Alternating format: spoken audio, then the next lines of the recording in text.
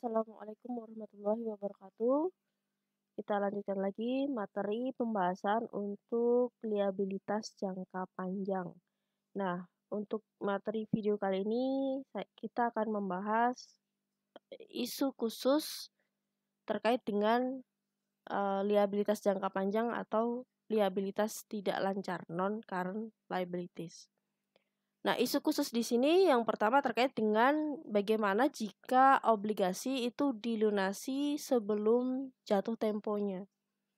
Kemudian yang kedua, bagaimana kalau pelunasannya itu tidak dengan uang tunai tapi dengan mentransfer kas atau sekuritas. Misalkan saya punya utang obligasi tapi saya karena nggak punya uang saya bayar dengan katakanlah dengan kendaraan atau aset lain atau dengan saham sekuritas.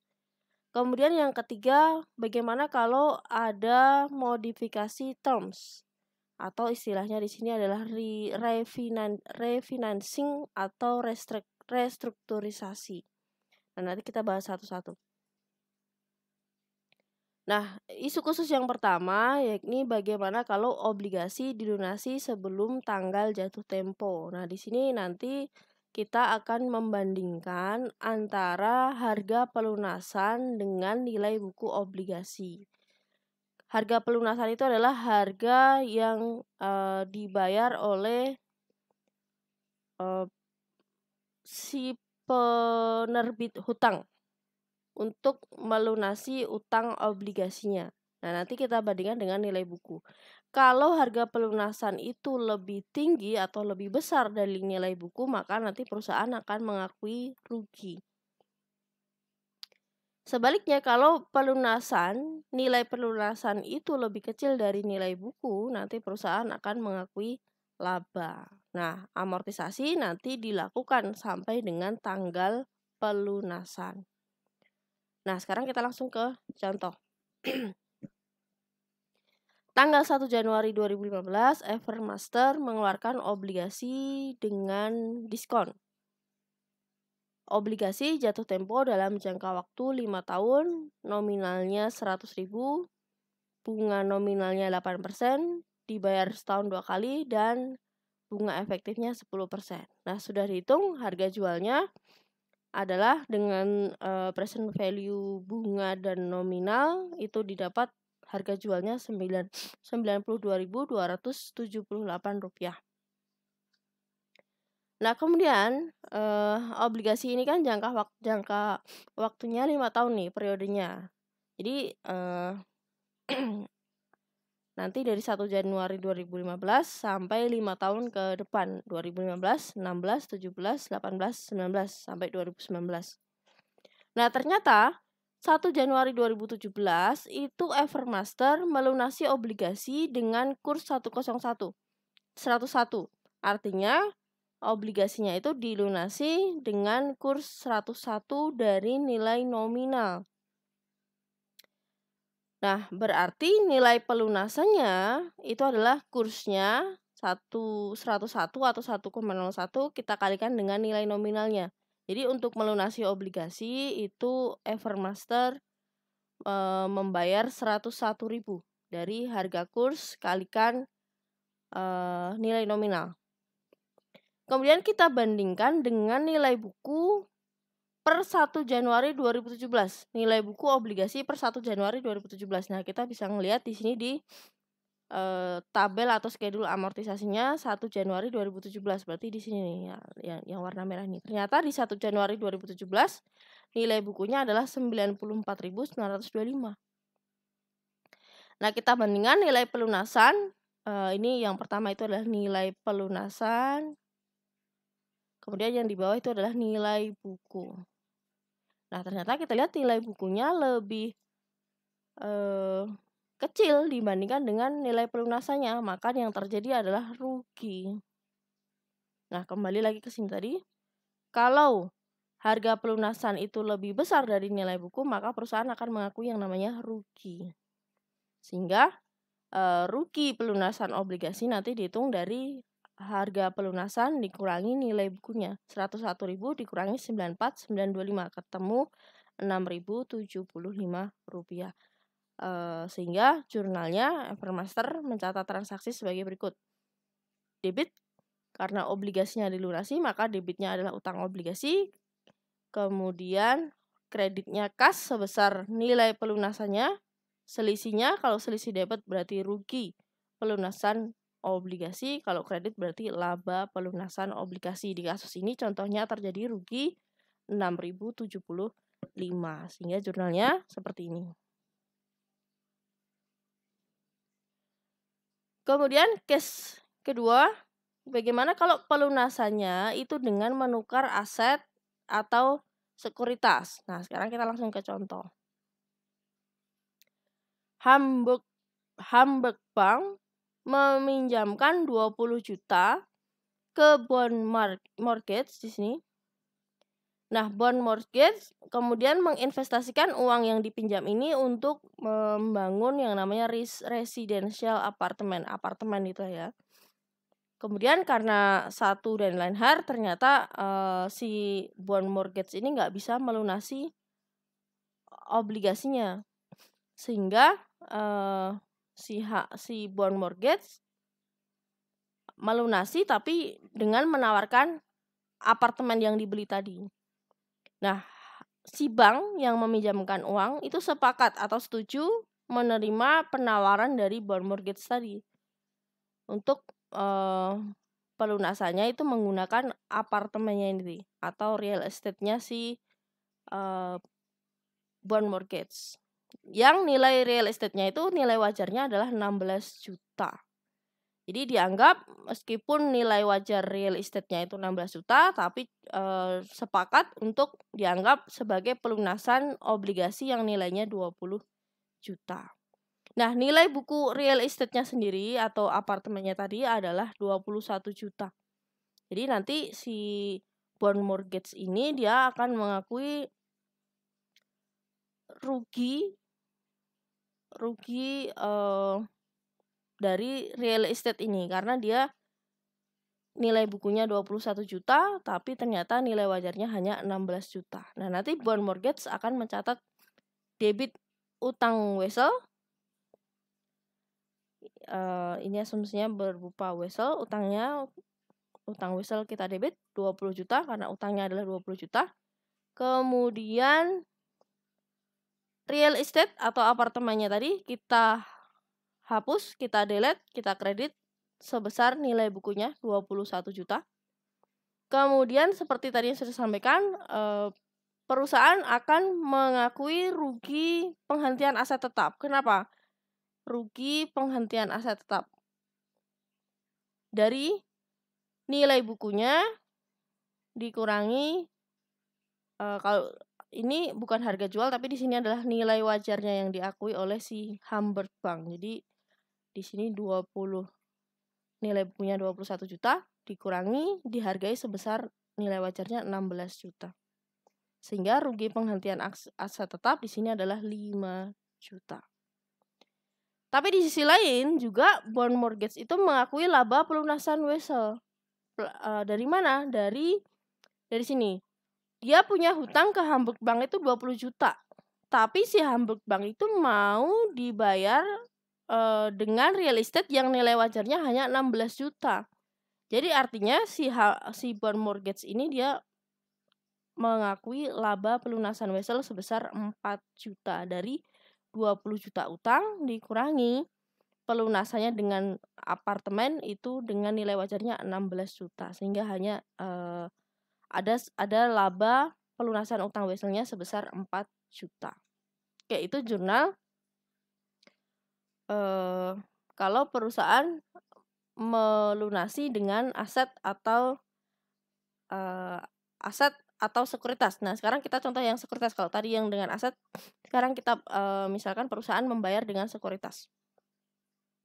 Nah, sekarang asumsikan kalau si bond mortgage itu membayarnya bukan dengan apartemen tadi tapi dengan saham. Maka di sini bond mortgage setuju untuk melunasi hutangnya ke Hamburg Bank dengan menerbitkan 320.000 lembar saham, nilai nominalnya 10, tapi fair value-nya sahamnya 16 juta. untuk melunasi total hutangnya 20 juta. Maka si bond mortgage jurnal yang dibuat adalah sebagai berikut. Utang wesel berkurang di debit 20 juta. Modal saham kita catat sebesar nominal dari 320.000 kalikan nominal per lembar 10. Sorry, bukan di sini ya. Dari 320.000 lembar modal saham biasa di sini kalikan nominalnya 10. Kemudian agio saham biasa berarti dari harga wajarnya 16 juta dikurangi nominalnya tadi total adalah 3.200.000. Jadi selisih antara nilai nominal dengan nilai wajar kita akui sebagai agio saham biasa, ketemu 12.800. Selisihnya kalau masih ada selisih maka kita akui sebagai laba pelunasan wesel kalau selisihnya di kredit. Kalau selisihnya di debit berarti rugi pelunasan wesel. Oke, jadi di sini case-nya terjadi selisih di kredit, berarti kita akui sebagai laba pelunasan wesel. Kemudian berikutnya, case khusus berikutnya terkait dengan liabilitas jangka panjang adalah kalau ada modifikasi terms. Apa itu modifikasi terms?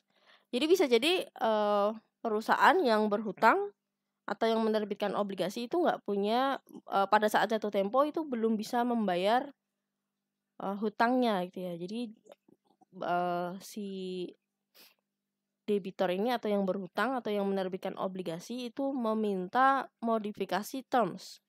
Misalkan minta periode obligasinya diperpanjang, bisa juga minta bunganya diturunkan, bisa juga meminta nominal hutangnya dikurangi karena dia udah nggak mampu bayar misalkan. Nah itu macam-macam. Nah sekarang kita ke contoh. Di sini tanggal 31 Desember 2015, Morgan National Bank enters into a debt modification agreement. Jadi si Morgan National Bank ini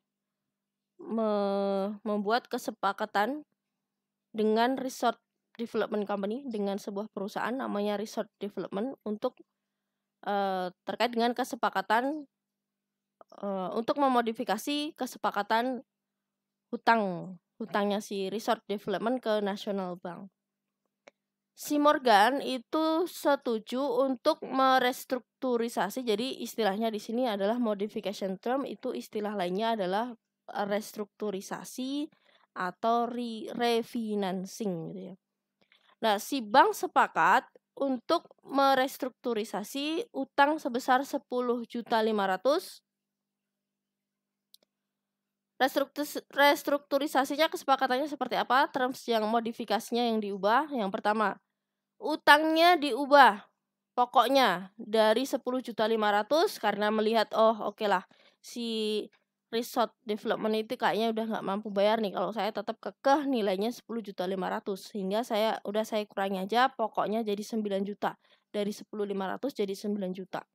Kemudian jatuh temponya yang tadinya jatuh tempo 31 Desember 2015 diperpanjang sampai ke 31 Desember 2019. Kemudian bunganya dari 12% ke 8%. Kemudian tingkat bunga pasar sekarang yang diperhitungkan adalah 15%. Nah, sekarang kita lihat efeknya gitu ya. Nah, terkait dengan modifikasi terms ini, modifikasi kebijakan kredit antara perusahaan dengan bank ini, IFRS menghendaki agar dilakukan perhitungan nilai wajar obligasi yang baru. Jadi obligasi yang baru yang mana ya? Ya ini tadi loh. Tadi kan obligasinya yang awal itu adalah 10.500. Nah, sekarang dirubah menjadi 9 juta. Jadi IFRS meminta yang obligasi baru dengan nilai nominal yang baru ini juga dihitung nilai tunainya berapa. Nah, sekarang kita lihat kalau dihitung nilai tunainya maka sama perhitungannya dengan obligasi dan wesel. Karena ini obligasi ya, jadi perhitungannya sama. Adalah present value, nominal, dan bunga. I-nya adalah 4 tahun. Kemudian tingkat bunga efektifnya adalah 15%. Ini untuk bunganya dihitung dulu. Bunganya kenapa dapat 9 juta? 9 juta itu adalah dari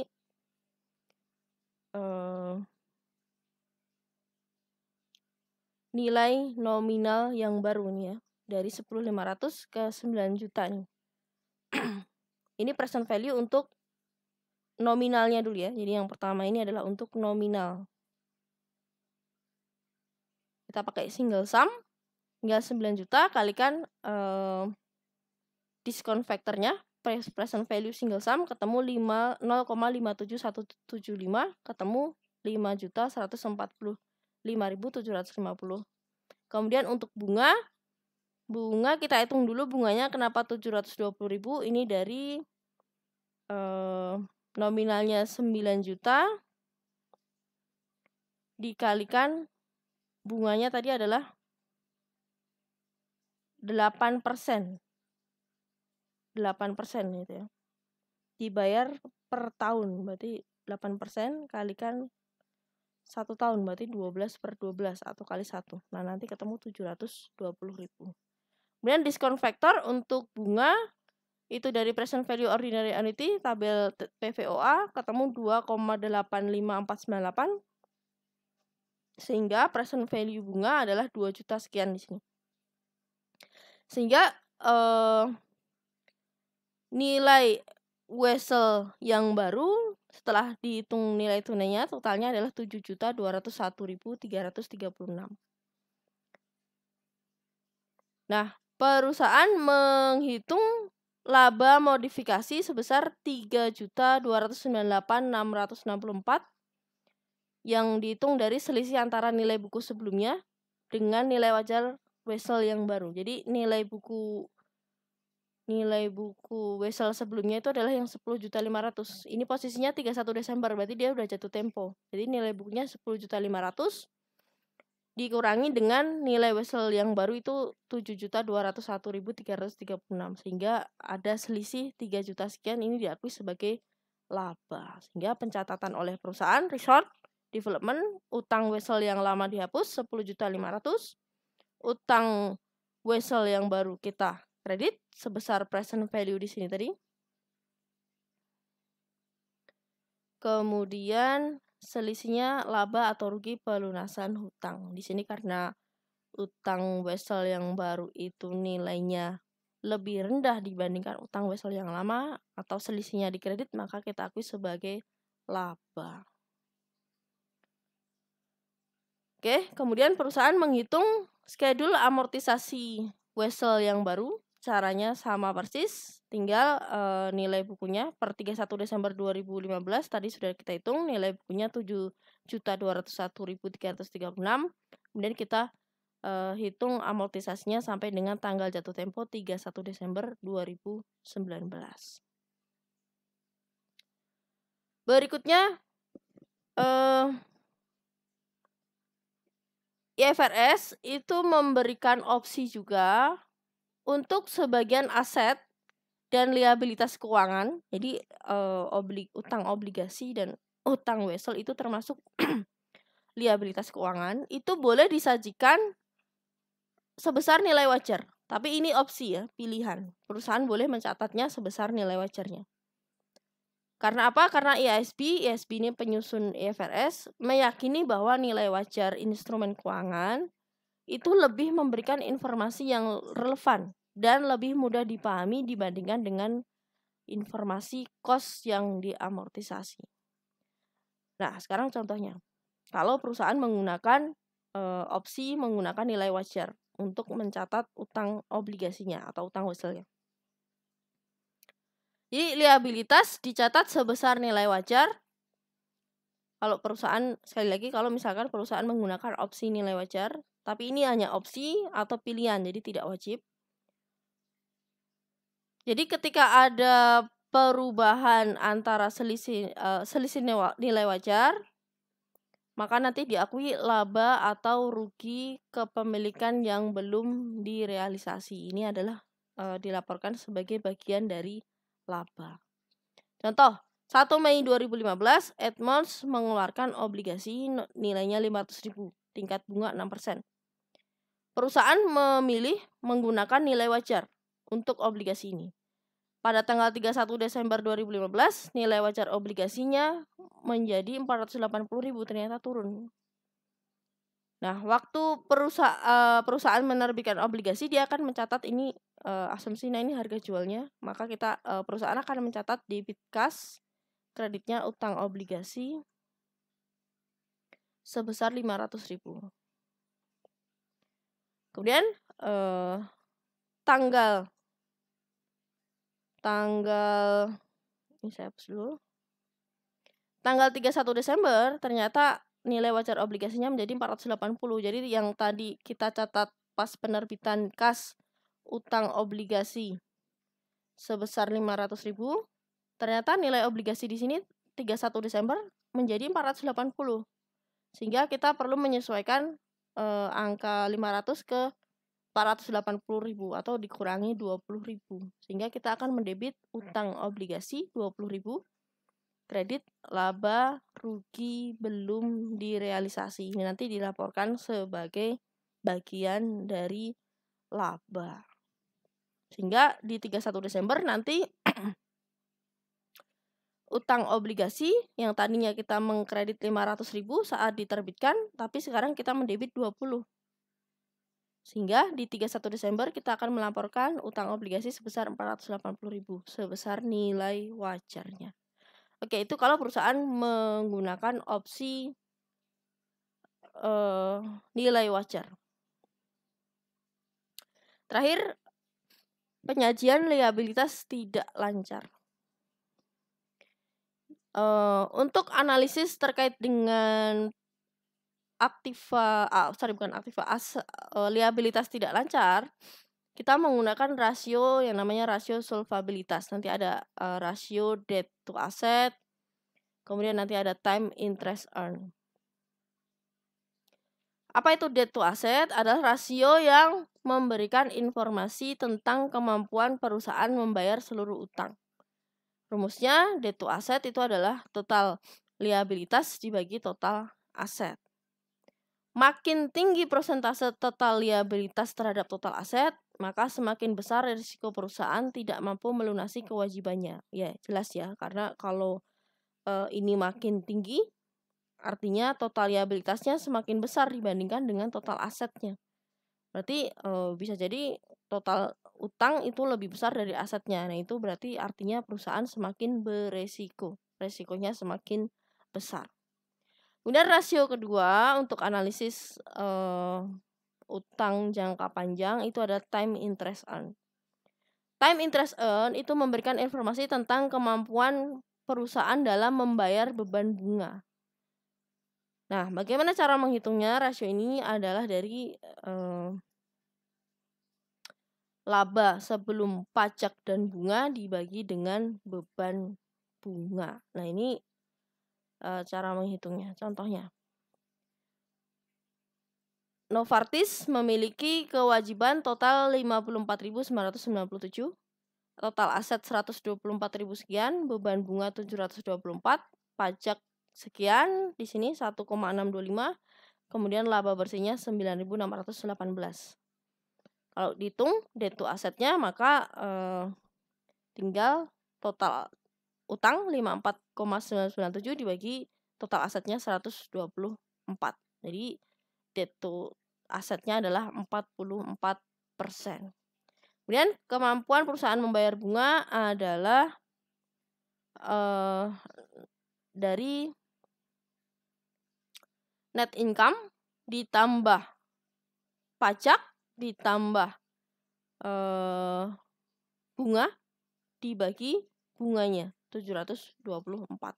Kalau ini angkanya makin besar, dia makin bagus. Artinya perusahaan itu semakin tinggi nilai time interest earn, dia semakin mampu untuk membayar beban bunga perusahaan.